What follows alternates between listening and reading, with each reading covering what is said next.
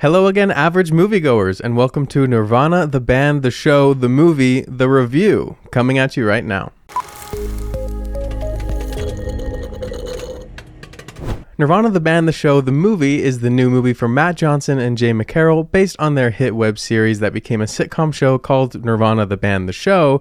Now, before you click away, no, you absolutely do not need to have any prior knowledge of the show, these characters, or any emotional investment whatsoever coming into this movie.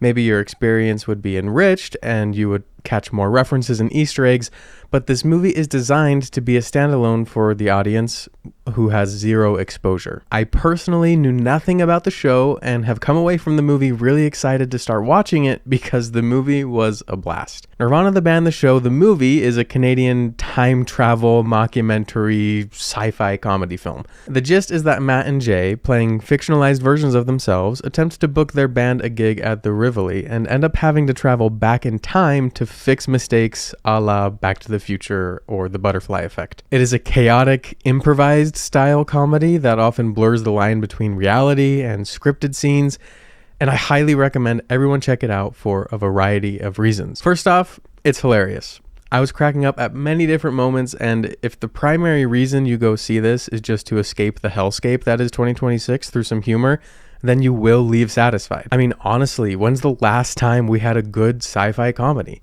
The industry has moved away from comedies over the years, but if we want them to start coming back, we have to support the gems like these. But a zany, wacky, comedic tone is only what's on the surface. Nirvana, the band, the show, the movie is also very clever. It's a time travel movie balancing all sorts of timelines while incorporating obscure cultural references and homages to past time travel movies. It gets complex, but not in a way that feels convoluted, and throws in some nice twists, turns, and shocking events that don't feel manufactured or forced. The movie presents itself as dumb or silly, but its secret is that it's actually smart, but not in an overwhelming way like Tenet or Primer. The style of this movie is documentarian. Many people might compare it to The Office, where the fourth wall is sometimes broken and cameramen are actual characters in the world, but there's also a little bit of Jackass and Impractical Jokers in there as well. Some things are obviously more staged than others, but there are definitely sequences in this film, like Impractical Jokers, where the characters are allowed to be filming in a place, but the public doesn't know they are filming, and you get authentic interactions and reactions. It's just a fun way to make a movie, and the filmmakers are skillful at blending everything together seamlessly. I also think Nirvana, the band, the show, the movie is incredibly well made. It's well shot, the handheld camera never gets distracting, and still accomplishes some beautiful frames.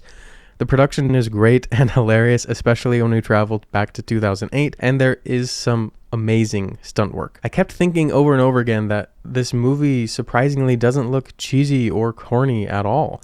They pulled off some crazy set pieces without anything looking fake. One thing I hope everyone knows and hopefully convinces you to see this movie is that about 15 minutes into it, there's a sequence that was suspenseful and exciting and stomach-turning. I might get accused of exaggerating, but it made me feel every bit as tense and exhilarated as a Mission Impossible stunt. Finally, amidst all the zaniness, silliness, cleverness, and liveliness, there still manages to be a sweet and heartwarming undercurrent message of the importance of friendship. So that's it for me, you guys, and Nirvana, the band, the show, the movie. Every once in a while, a movie comes along that gets added to my list of personal favorite movies by genre. And because I added this movie to my list of favorite sci-fi comedies, it gets an instant 5 stars for me. That's how I use my 5-star ranking, is to indicate my personal favorite movies. But let me know in the comments how you rate it, what you thought of it, if you're planning on seeing it. Be respectful, be courteous, back up your opinions, but remember that art is subjective, and above all else, keep watching movies and stay average.